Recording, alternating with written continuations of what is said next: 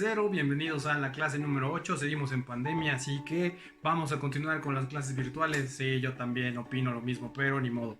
Así que vamos con la clase número 8 de narrativa literaria. Van a tener que reconocer las características y, lo más importante, saber diferenciar entre estos tres subgéneros, que son el mito, la leyenda y la fábula. En la clase vienen las características, así que a la clase. Ahora entraremos a clase de los subgéneros que conforman al género narrativo. Entre ellos están el mito, la leyenda y la fábula. Los vamos a dividir primero estos tres, luego con los otros tres que son más importantes y característicos del género narrativo. El mito. ¿Qué es el mito? Historia fantástica de tradición oral que explica mediante una narración, o sea, utilizamos una voz narrativa que puede estar en primera, segunda o tercera persona, acciones de seres quiméricos. Quiméricos significa que son seres fantásticos. Estos personajes encarnan de manera simbólica los ideales o elementos de la naturaleza o todo lo que tenga que ver con la sociedad en específico. Todas las sociedades tienen su propia mitología y cosmogonía, por así decirlo, que es referente a los dioses. Por ejemplo, la que es más conocida es la de los griegos: Zeus, Artemisa, Poseidón y los demás dioses que existen en esta. Los mitos pueden clasificarse en cosmogónicos, cuando te cuentan cómo es que el universo y todo lo que está contenido dentro del universo se creó. Puede que haya sido mediante la participación de algunos dioses. Los mitos teogónicos describen el nacimiento de los dioses a través de su propia creación. Puede ser que algún otro dios lo creó o que nacieron de alguna combinación rara y exótica. Pero así es como las culturas se van explicando sus antecedentes. ¿Cómo es que los dioses crearon al hombre?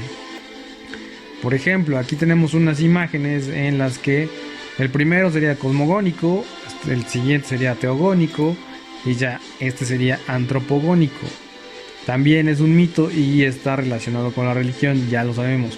Pero como les comento, todas las sociedades tienen su propia mitología. Porque ¿cuál es la función del mito?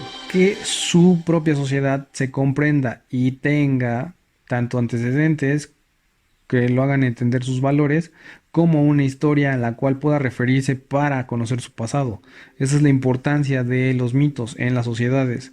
A través de una narración te van a estar contando la historia de cómo surgió un pueblo o una sociedad en específico.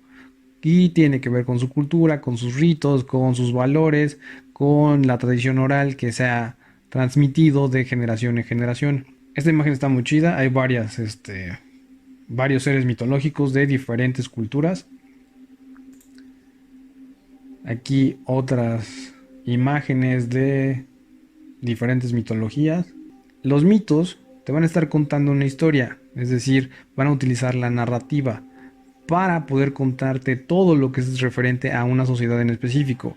También va a estar la dualidad entre el bien y el mal, su filosofía de vida, sus ideologías. Todo lo que respecte a una sociedad va a estar representada mediante los seres mitológicos. En este caso, por ejemplo, en la mitología griega, la diosa Artemisa era la representante del conocimiento. Zeus de la fuerza, Poseidón pues era todos tienen cualidades y defectos, por lo cual así el ser humano puede tener más contacto con una deidad, con una deidad mitológica. Las leyendas, todos en México hemos escuchado leyendas, pero ¿cuáles son los elementos que conforman a estas leyendas?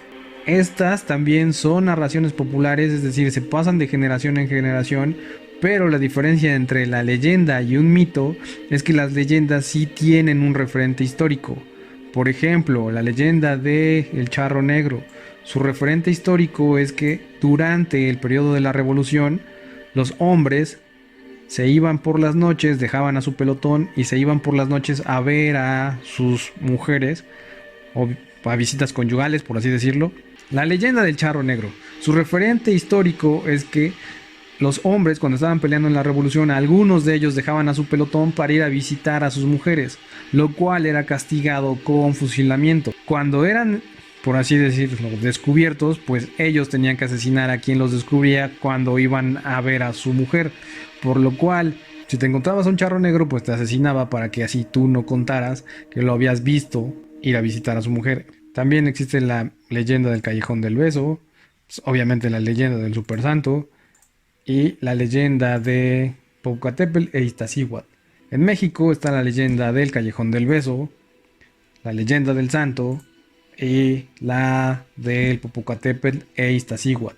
Como les digo, estas leyendas tienen referentes históricos y podría ser, por ejemplo, esta, la de Popocatépetl e Iztaccíhuatl, tiene un referente histórico y tal vez existieron, tal vez también, al igual que la del Callejón del Beso, pero tienen también referentes fantásticos. Ahora, las fábulas. El creador es Esopo, un escritor griego que mediante el uso de animales humanizados, esto quiere decir que a los animales se les van a atribuir cualidades que nunca tendrán, por ejemplo el habla, pensar, realizar acciones que parecerían humanas, esto mediante la ficción. La característica más importante de la fábula, ¿cuál es? Su objetivo didáctico. Todas las fábulas tienen una moraleja, por lo cual se utilizaban estos animales. Bueno, por lo cual se utilizan a los animales y se les asignan cualidades específicas. Las fábulas se utilizan más para transmitir una enseñanza, es decir, tienen un carácter didáctico. Aquí está su estructura y al igual que la leyenda y que el mito, la fábula podría estar escrita en prosa o verso, la leyenda y el mito van a estar escritos en prosa, solamente que, por ejemplo, un mito está escrito en verso, sería ya perteneciente al género épico. La mayor característica de las fábulas es que son animales humanizados. ¿Cuáles son los elementos narrativos que posee una fábula? También va a estar presente la figura del narrador, obviamente por eso es un subgénero del género narrativo. Los personajes, como ya les había comentado, son seres con rasgos humanos, es decir, van a hablar, van a pensar, van a realizar acciones que los humanos realizamos. He aquí una de mis fábulas favoritas. Cuando el escorpión quería cruzar del otro lado y le pidió ayuda a una ranita. La ranita accedió y cuando iban a medio camino, el buen escorpión, ¿qué fue lo que hizo? Alguien bueno, si no se lo saben, el buen escorpión lo que hizo fue pica a la rana. La rana, antes de morir, le dijo que por qué hizo eso si ambos iban a morir ahogados, porque ni siquiera habían llegado a la otra orilla, apenas iban a la mitad del trayecto, a lo que el escorpión le respondió que solo lo había hecho porque esa era su naturaleza. Moraleja de la fábula. La moraleja de esta fábula es que no puedes ir en contra de tu naturaleza aunque te ayuden. Esa sería una lectura, ustedes podrían darle otra lectura y extraer otra moraleja que crean conveniente. Solamente utilicé esta para ejemplificar. Así que espero que les haya quedado más o menos claro. Ya vimos los elementos. Obviamente en las tres está presente la figura del narrador. Te van a contar una historia desde el inicio, principio y final. La fábula es la que tiene una moraleja. La leyenda tiene un referente histórico. Los mitos son parte de su sociedad para explicarla en sí misma mediante el uso de seres mitológicos que tienen cualidades humanas. Y es con esto como terminamos con género narrativo, mito, leyenda y fábula.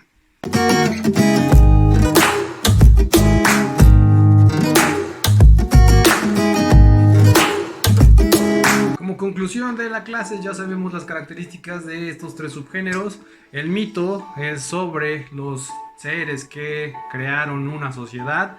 La leyenda es una historia que se pasa a través de generación en generación mediante la oralidad y tiene un referente histórico. La fábula fue creada por Esopo, un escritor griego, el cual utilizaba animales humanizados para darle una enseñanza a la sociedad. Recuerden ver el apartado de tareas, que será donde cargaré de ahora en adelante y para siempre, no, para siempre no, que cargaré ahí las tareas que llevaremos a cabo para su siguiente evaluación. Para los que todavía no siguen mi podcast, ¿qué esperan? ¿Quieren participaciones extra y pasar de año y no escuchan el super podcast Víctimas Voluntarias? Esa es broma, no se lo vayan a creer. Sale, cambio y fuera. Ahí nos vemos.